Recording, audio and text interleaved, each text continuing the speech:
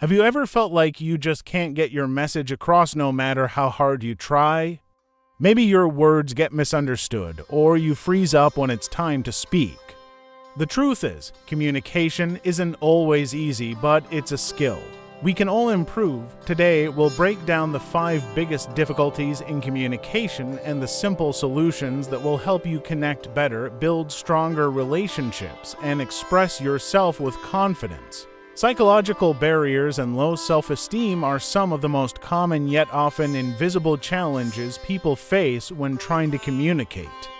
At first glance, it might seem like communication is simply about exchanging words, but in reality, it is much more than that. It involves confidence, self-image, and the ability to manage one's internal fears. When someone struggles with low self-esteem, every interaction can feel like walking on thin ice. They may fear that the words they choose will be wrong, that their opinions will not matter, or that others will laugh at them. This psychological weight creates a barrier that blocks natural expression, turning what should be a simple conversation into an uphill battle.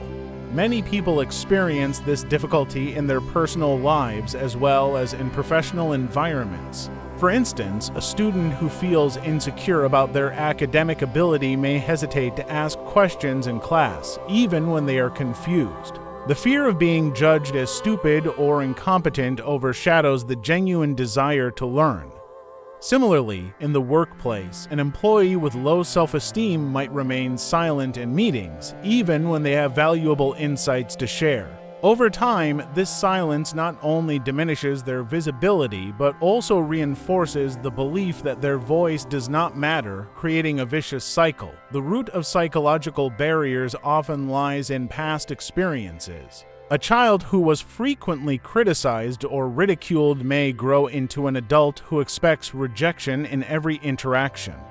Even a single negative experience, like being embarrassed while giving a presentation, can leave a lasting impression that makes the person avoids speaking in public again. Our brains are wired to remember moments of shame or failure vividly, and these memories build walls that keep us from freely expressing ourselves. Another aspect of psychological barriers is the internal dialogue that goes on in a person's mind.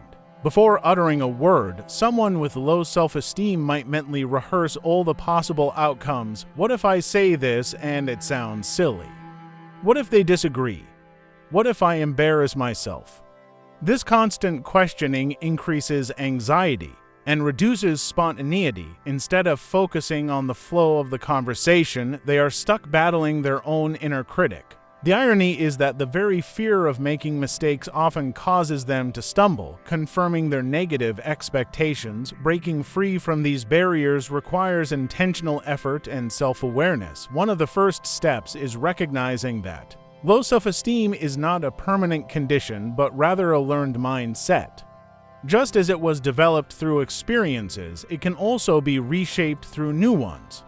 For example, practicing small acts of communication in safe environments can gradually rebuild confidence. Speaking up in a supportive group of friends, volunteering to share a brief opinion in a meeting, or simply greeting strangers with a smile can create small victories that add up over time. Preparation is another powerful tool against psychological barriers. People often fear communication because they feel unprepared or inadequate. By taking time to organize thoughts, rehearse key points, or anticipate possible questions, individuals can reduce uncertainty and enter conversations with more confidence. Preparation does not guarantee perfection, but it provides a sense of control which calms the mind and eases anxiety. Another effective approach is practicing mindfulness and relaxation techniques. Anxiety thrives on fear of the future, imagining what could go wrong, whereas mindfulness anchors us in the present. Simple breathing exercises before a conversation can lower heart rate, clear the mind, and reduce tension. Visualization techniques, such as imagining a successful interaction, can also help reprogram the brain to expect positive outcomes instead of failure. Support from others is equally important. Encouragement and constructive feedback from friends, mentors, or colleagues can help someone see their strengths and overcome distorted self-perceptions. Sometimes people with low self-esteem only focus on their weaknesses and dismiss their achievements. Having someone else acknowledge their value provides an external perspective that challenges negative self-beliefs. For instance, a mentor telling an employee, "Your point in the last meeting was really insightful," can spark a sense of validation that motivates them to speak up more often. It is also worth noting that mistakes in communication are not disasters, they are natural parts of growth. Everyone misspeaks, forgets words, or faces awkward silences at times. The difference is how we perceive these moments. For someone with healthy self-esteem, such mistakes are minor and even humorous. For someone with low self-esteem, they feel catastrophic. By reframing mistakes as opportunities to learn rather than proof of inadequacy, individuals can reduce the fear that keeps them silent. Over time, this shift in perspective helps dismantle the psychological barriers. In professional settings, training programs in public speaking or interpersonal communication can also be transformative. Structured practice, guided by coaches or trainers, provides both practical tools and emotional support. These programs often emphasize body language, tone of voice, and clarity of expression, all of which build confidence. Participants discover that communication is not about perfection but about connection, and this realization reduces the burden of self-doubt. Furthermore, building self-esteem extends beyond communication itself. It is about cultivating a healthier relationship with oneself. This can involve setting realistic goals, celebrating small achievements, and practicing self-compassion. Instead of dwelling on failures, individuals learn to treat themselves kindly, just as they would encourage a friend. When self-esteem improves in general, communication naturally becomes less intimidating because the individual no longer bases their worth on every single interaction. An illustrative example can be seen in someone preparing for a job interview. With low self-esteem, they might think, "I'm not qualified, they'll never pick me," which leads to nervous body language and weak answers. However, if they consciously prepare, rehearse, and remind themselves of their strengths, their mindset shifts. "I may not know everything, but I bring valuable skills and I can learn." This confidence translates into stronger communication, increasing their chances of success. The key difference is not the objective skill level, but the psychological state that shapes the way they communicate. In conclusion, psychological barriers and low self-esteem create invisible walls that make communication challenging. They silence voices that deserve to be heard, fuel anxiety, and distort self-perceptions. Yet these barriers are not insurmountable. Through preparation, practice, mindfulness, support from others, and self-compassion, individuals can gradually reclaim their confidence. Communication then transforms from a fearful performance into a natural and fulfilling exchange. Overcoming these psychological obstacles is not only about improving how we speak or listen, it is about reclaiming the belief that our voice matters. Lack of listening and understanding skills may not seem as obvious as shyness or nervousness, but it is one of the most powerful factors that undermines communication.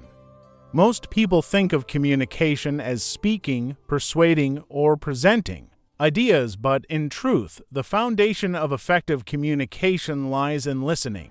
Listening is not simply about being silent while another person speaks.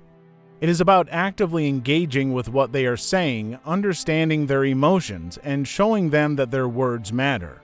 When listening skills are weak, the speaker feels ignored, misunderstood, or even disrespected, and this creates distance instead of connection. Consider how often conversations drift into misunderstandings because one person was too focused on what they wanted to say next rather than truly hearing the other. A simple example is in personal relationships. One partner might be sharing their frustration after a long day, but the other interrupts with advice or changes the subject.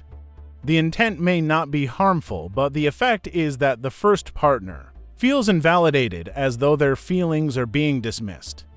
Similarly, in the workplace, a manager who doesn't listen carefully to team members may miss critical details, leading to mistakes or conflicts. The lack of attentive listening damages trust and makes people less willing to communicate openly in the future. The core problem is that many of us confuse hearing with listening. Hearing is the passive reception of sounds, while listening is an active process that involves attention, empathy, and interpretation. True listening requires us to suspend our own agenda temporarily and step into the perspective of the speaker. Without this skill, communication turns into a competition of voices rather than a collaboration of minds. One major reason people struggle with listening is distraction. In the modern world, we are surrounded by phones buzzing, messages arriving, and constant multitasking. It has become common to nod absently while scrolling through a screen or to half listen while mentally preparing the next task. This divided attention sends an unspoken message: you are not important enough for my full focus. Over time, this erodes relationships, both personal and professional. Another issue is the human tendency to listen with the intent to reply, rather than to understand. Instead of absorbing the speaker's words, we mentally craft our response, defense, or counter-argument. This reactive listening prevents genuine comprehension. For instance, in a debate, two people may seem to address the same topic, but each is actually locked inside their own viewpoint, waiting for a chance to speak. The result is not understanding but frustration and escalation. Improving listening skills requires conscious effort and practice. The first step is learning to be present. Presence means putting aside distractions, making eye contact, and showing through body language that we are engaged. Simple gestures such as nodding, leaning slightly forward, or mirroring expressions create a sense of connection. When the speaker feels seen and heard, trust naturally deepens. Another essential practice is active listening. This involves paraphrasing or summarizing what the other person has said to confirm understanding. For example, saying, "So, what you're saying is that you felt overlooked during the meeting, right?" allows the speaker to feel validated while also clarifying the message.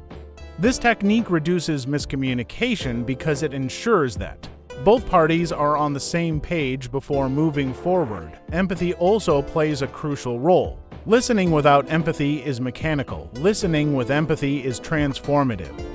When we try to sense the emotions behind the words, we go beyond the surface of language and connect to the heart of the message. Empathy is about recognizing that every speaker has a personal reality shaped by their experiences. A friend complaining about stress may not just want advice, they may need reassurance that their struggles are acknowledged. By responding with, "That sounds really tough, I can see why you feel that way," we bridge the emotional gap. One common misconception is that good listening means agreeing with everything.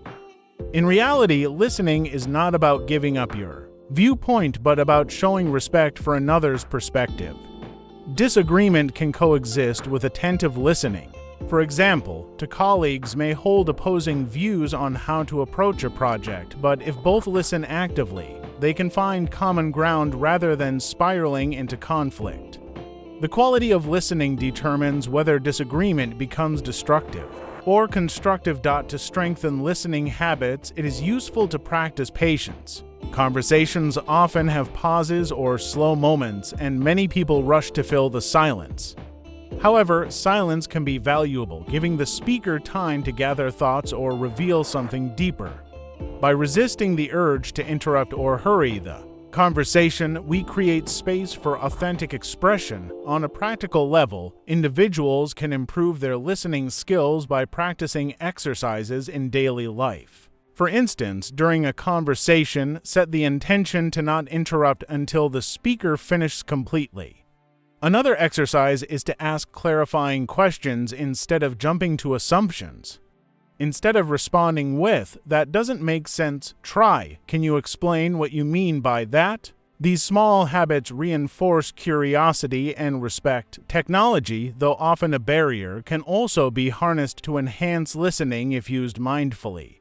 Video calls, for example, allow us to see facial expressions and body language even from afar. However, the key is to eliminate multitasking, closing unnecessary tabs, silencing notifications, and giving undivided attention. In a digital era where distraction is the norm, undivided attention becomes a rare and powerful gift. The benefits of strong listening skills extend far beyond avoiding misunderstandings. Good listeners are often perceived as more trustworthy, empathetic, and wise. In leadership, listening is a cornerstone of influence. Employees are more motivated when they feel their voices matter, and clients are more loyal when they sense that their needs are heard. In friendships and family relationships, listening strengthens bonds and deepens intimacy. Simply put, people gravitate toward those who make them feel understood. Ultimately, communication is not measured by how well we speak, but by how well we connect. Listening bridges the gap between two perspectives and allows real understanding to occur. When we fail to listen, we reduce conversations to noise. When we succeed, we turn them into meaningful exchanges that enrich both sides. Lack of listening and understanding skills is not a permanent flaw, it is a habit that can be unlearned and replaced with conscious presence, empathy, and patience. By practicing active listening, reducing distractions, and respecting silence, anyone can cultivate this vital skill. And as listening improves, so does every other aspect of communication, because the speaker no longer feels alone in their words. Instead, they feel accompanied, respected, and valued, which is the essence of true human connection. Differences in language and expression are some of the most common reasons communication fails, particularly in an increasingly globalized world where people interact across cultures, backgrounds, and contexts, even when two individuals speak the same language. Subtle differences in word choice, tone, or body language can drastically alter the meaning of a message. In professional environments, misunderstandings stemming from unclear expression can cost time, money, and opportunities. While in personal relationships, they can lead to unnecessary tension or even long-term conflict. One of the most obvious barriers arises when people do not share the same native language. A non-native speaker may struggle to find the right words, rely heavily on literal translations, or miss cultural nuances embedded in phrases. For example, an English idiom like break the ice might confuse someone unfamiliar with its figurative meaning. They might interpret it literally, leaving them puzzled about what ice has to do with conversation. In reverse, someone trying to express complex emotions in a language they have not mastered may feel frustrated, leading to silence or withdrawal. These challenges highlight how differences in vocabulary and fluency can make even simple interactions feel overwhelming. Yet, communication difficulties also occur within the same language community. People often assume that speaking the same language guarantees understanding, but this is far from the truth. Consider the differences between technical jargon and everyday speech. A doctor explaining a diagnosis using complex medical terms may unintentionally intimidate or confuse a patient. The patient, unsure of what was actually said, may nod in agreement but leave the office feeling lost. Similarly, professionals in fields like law, engineering, or finance often use specialized language that others outside the industry cannot easily grasp.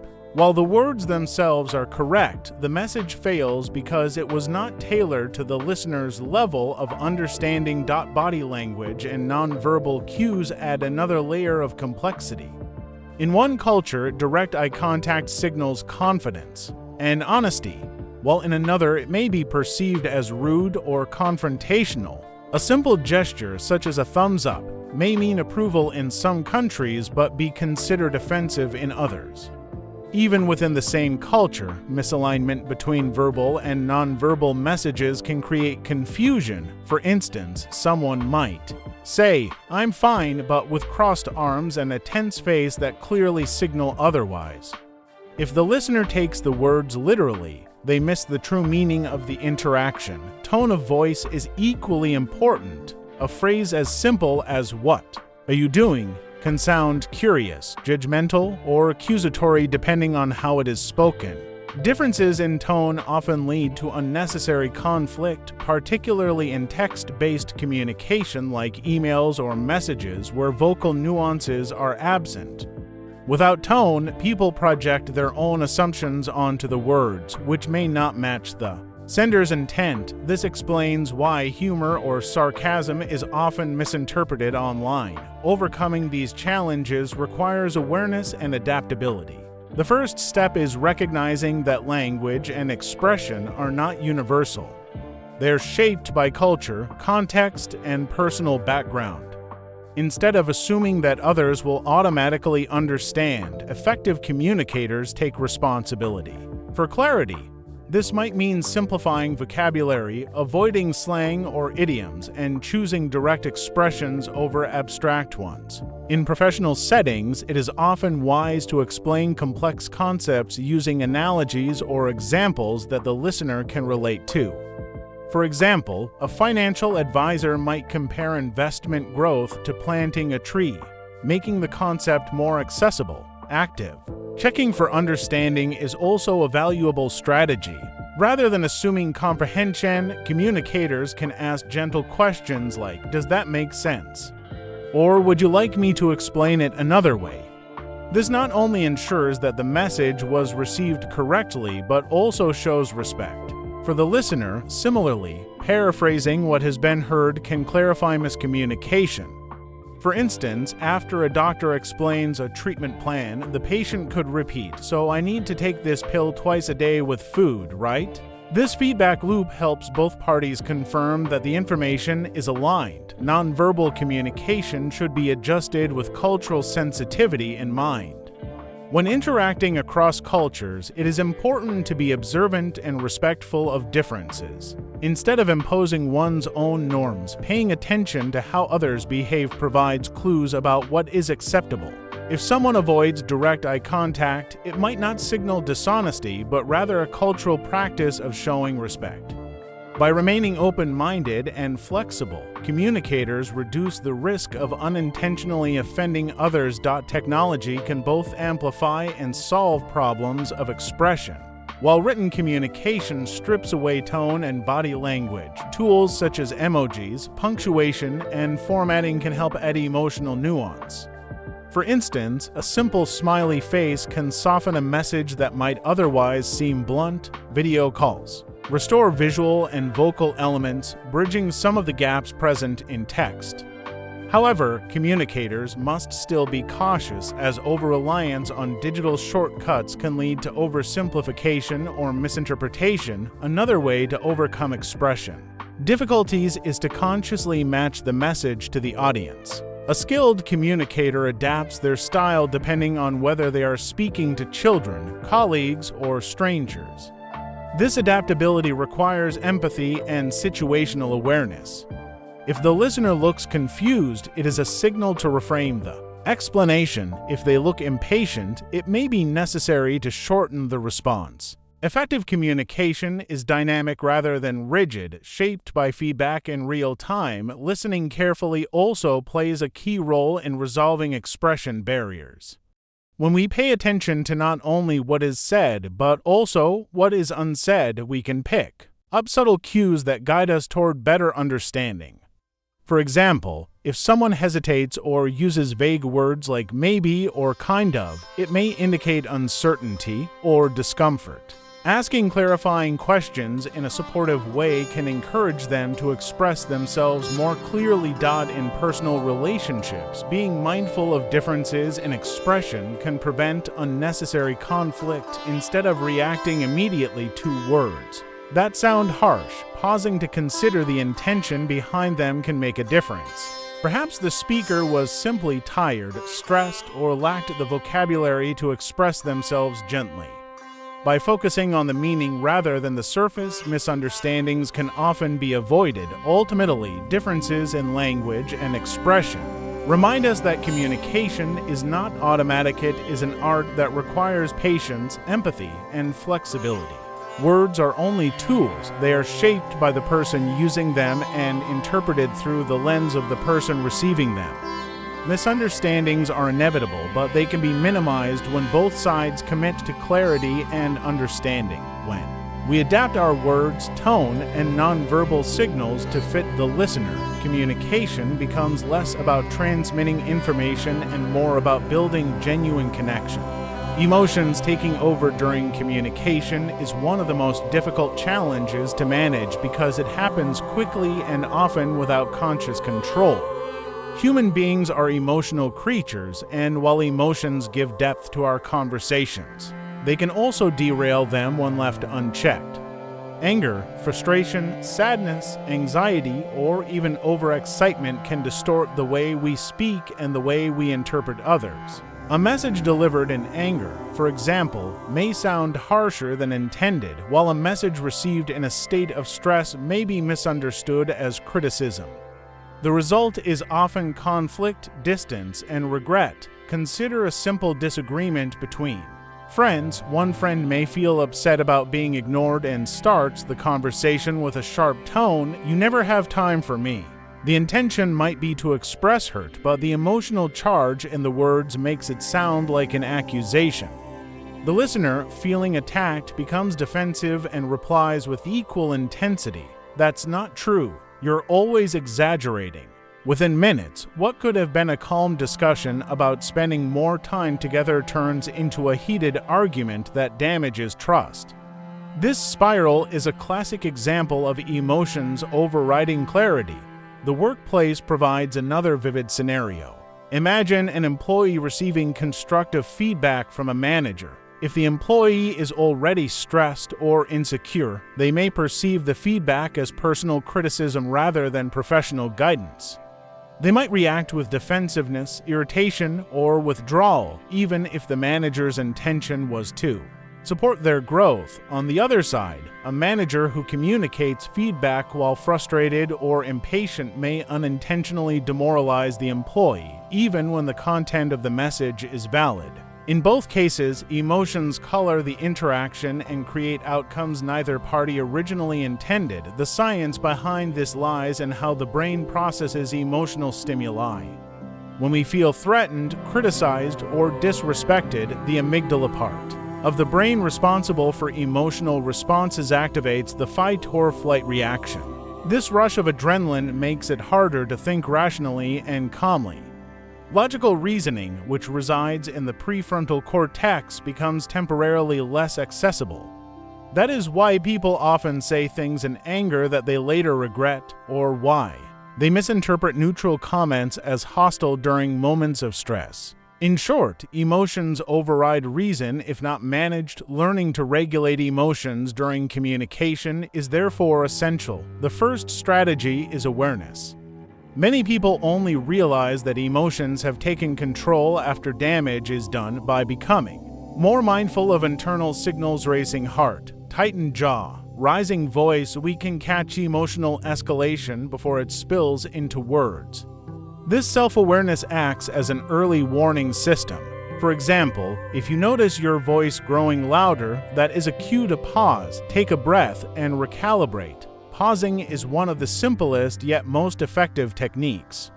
A short silence before responding allows emotions to settle and gives the rational mind a chance to re-engage. Phrases like, "Let me think about that for a moment," or "I need a second to process this," can buy valuable time. Far from showing weakness, this pause demonstrates maturity and self-control. In heated conversations, even a few deep breaths can shift the tone from reactive to thoughtful. Another approach is to reframe the perspective. Instead of assuming hostile intent, we can train ourselves to consider alternative explanations. For instance, if a colleague snaps, the immediate reaction might be anger. But reframing maybe they are under pressure from something else can reduce the emotional charge and open space for empathy. This doesn't excuse poor behavior, but it prevents us from escalating the conflict unnecessarily. In addition to self-regulation, managing emotional expression is equally important. Expressing emotions is natural and healthy, but the manner in which they are expressed determines whether communication builds connection or destroys it. Using I statements instead of you statements is a classic example. Saying, "I feel frustrated when deadlines are missed because it increases my workload," communicates the same emotion without blaming. In contrast, "you always miss deadlines" sounds accusatory and invites defensiveness. Subtle shifts in phrasing can dramatically reduce emotional conflict. Nonverbal signals also play a huge role in emotional communication. A calm tone, open posture, and measured pace can soften even difficult messages. Conversely, crossed arms, rolling eyes, or aggressive gestures can inflame tensions even if the words themselves are polite. Being mindful of body language is therefore just as crucial as choosing the right words. Sometimes the best way to handle overwhelming emotions is to postpone the conversation altogether. If anger or hurt feels too strong to manage, it is healthier to say, "I don't think I can talk about this constructively right now. Can we revisit it later?" than to force a conversation in the heat of the moment. This strategy prevents emotional outbursts from causing lasting damage. Returning to the conversation after cooling down often leads to more balanced and productive discussions. On a deeper level, developing emotional intelligence (EQ) strengthens our ability to navigate these situations. Emotional intelligence includes self-awareness, self-regulation, empathy, and social skills. People with high EQ are better at recognizing their own emotional triggers, managing reactions, and tuning into the emotional state of others. This makes them more effective communicators, especially in high-pressure environments. Unlike IQ, which is relatively fixed, EQ can be cultivated through deliberate practice and reflection. Practical techniques to build emotional intelligence include journaling about emotional experiences, practicing mindfulness meditation, and seeking feedback from trusted friends or mentors about how one handles difficult conversations. Over time, these practices increase the ability to remain calm under pressure and to respond thoughtfully rather than react impulsively. It is also important to remember that emotions are not the enemy of communication. In fact, they are essential for building genuine human connection. A completely emotionless conversation would feel cold and mechanical. The key is not to suppress emotions but to channel them appropriately. Expressing joy, excitement, or gratitude enriches conversations, while even expressing sadness or vulnerability can deepen intimacy if done constructively. The challenge lies in preventing destructive emotions such as uncontrolled anger or resentment from hijacking the process. In relationships, learning to manage emotions during conflict can make the difference between growth and breakdown. Couples who argue respectfully, taking breaks when overwhelmed and returning with calmer tones often strengthen their bond. Those who allow unchecked emotions to dominate, however, may fall into patterns of criticism and defensiveness that erode trust. Similarly, in workplaces, leaders who remain calm under pressure inspire confidence, while those who lash out create fear and resentment. Ultimately, emotions are powerful messengers, but they must not become dictators. When we learn to notice, pause, reframe, and express emotions with care, communication transforms from a battlefield into a bridge. Conversations that once spiraled into conflict can become opportunities for understanding. The goal is not to eliminate emotions, but to guide them so that they serve connection rather than division. Lack of conflict resolution and problem-solving skills is one of the most persistent difficulties in communication because conflict is inevitable. No matter how close to people are or how well a team works together, differences in opinions, goals, or expectations will always surface. The problem is not the existence of conflict itself, but how it is handled. When individuals lack the skills to manage disagreements constructively, communication often escalates into arguments, hostility, or avoidance. This weakens relationships, blocks collaboration, and prevents progress. Conflict often begins with something small, a misunderstood comment, a missed deadline, or a difference in priorities. Without healthy resolution skills, people either react aggressively or retreat into silence. Aggressive responses create open battles, with each side trying to win rather than understand. Retreating into silence, on the other hand, leaves issues unresolved, building resentment that eventually explodes. Both extremes damage trust and make future communication even harder. Take a workplace example. Two colleagues disagree on how to approach a project. One believes speed is most important, while the other emphasizes accuracy. Without conflict resolution skills, their discussions may devolve into criticism. You never care about quality versus you always slow us down. This framing turns the issue into an attack on character rather than a discussion about priorities. Instead of finding a balance, the conflict grows, morale declines, and the project suffers. Similarly, in personal relationships, partners may argue repeatedly about household responsibilities. If neither knows how to resolve the conflict, the same argument resurfaces over and over, eroding affection and patience. One major reason people struggle with conflict is fear. Many fear confrontation because they associate it with anger, rejection, or loss of relationships. As a result, they avoid addressing issues directly. While this may bring temporary peace, the underlying problem festers. For example, an employee who feels overburdened may stay silent, fearing backlash from their manager. Over time, resentment builds until the employee disengages or quits. The avoidance of conflict becomes more damaging than the conflict itself. Others, by contrast, approach conflict with a win-lose mindset. They believe that for one person to be right, the other must be wrong. This competitive mentality frames communication as a battle rather than a collaboration. While they may win the argument, the relationship suffers because the other party feels unheard or dismissed. In the long run, this erodes cooperation and goodwill. Effective conflict resolution requires shifting from a mindset of winning to one of understanding and problem-solving.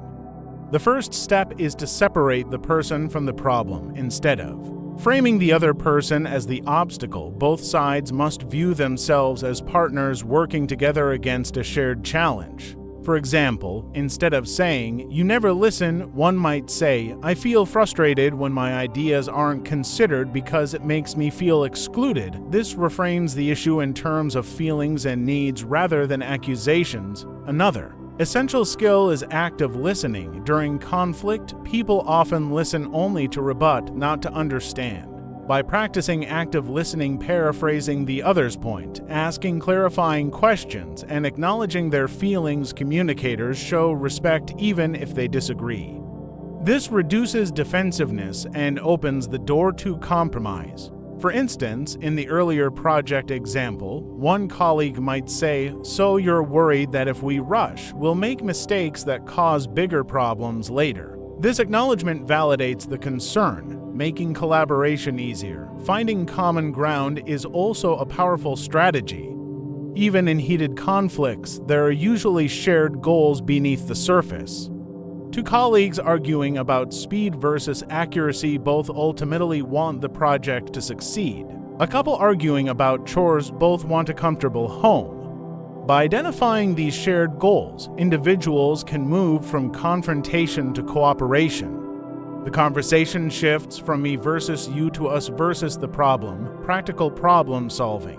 Techniques can then be applied. Brainstorming solutions without immediate judgment encourages creativity and prevents premature rejection of ideas. Once several options are on the table, both parties can evaluate them based on fairness and feasibility.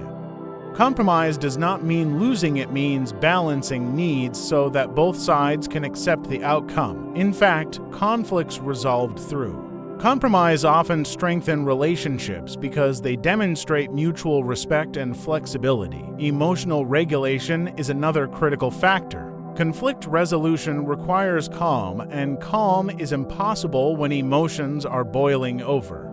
As discussed earlier, pausing, breathing, or even postponing the conversation can prevent emotional escalation. Sometimes taking a break and returning later with clearer minds is the most effective way to ensure constructive communication. Without this regulation, even the best conflict resolution techniques collapse under the weight of anger or frustration. In organizational contexts, formal training in negotiation and mediation can be extremely beneficial. Leaders and managers, in particular, need these skills because unresolved conflict within teams can spread like wildfire. Training often emphasizes techniques such as interest-based negotiation, where the focus is on underlying needs rather than rigid positions. For example, instead of debating whether to allocate budget to marketing or product development, leaders can explore the underlying need for both visibility and innovation. Then find a balanced allocation. In personal life, conflict resolution often relies on empathy and humility. Recognizing that being right is less important than preserving the relationship changes the way disagreements are handled. Apologizing when wrong, forgiving when hurt, and being willing to compromise are essential practices. These behaviors show that the relationship itself is valued above the ego. Couples who adopt this mindset tend to grow stronger through conflicts rather than weaker. It is also worth noting that not all conflicts need immediate resolution. Some disagreements may never be fully settled because values or perspectives differ too deeply. In such cases, agreeing to disagree respectfully is a form of resolution in itself. The key is to maintain mutual respect despite differences. For example, two friends may hold opposing political views but agree not to let that difference define their friendship. This conscious choice to prioritize the relationship preserves connection even without total agreement. Ultimately, conflict is not something to fear but an opportunity to grow. When handled constructively, it deepens understanding, builds trust, and fosters innovation. Teams that can debate respectfully often create stronger solutions because they integrate diverse perspectives. Couples who resolve disagreements thoughtfully often report greater intimacy and satisfaction. Even friendships can become more authentic when both sides feel safe to express concerns without fear of rupture. The lack of conflict resolution and problem-solving skills turns communication into a battlefield, but developing these abilities transforms it into a workshop for growth. By focusing on understanding, finding common ground, managing emotions, and seeking fair solutions, conflicts can evolve from destructive clashes into constructive conversations. Communication then becomes not just a tool for avoiding problems, but a pathway to deeper connection, stronger collaboration, and lasting respect. Communication can make or break your relationships, and now you know the 5 biggest hurdles standing in your way. Imagine what could change if you mastered them all. Smoother conversations, deeper connections, and the confidence to say exactly what you mean. Don't let misunderstandings hold you back. Subscribe now and join us on the journey to becoming a master communicator.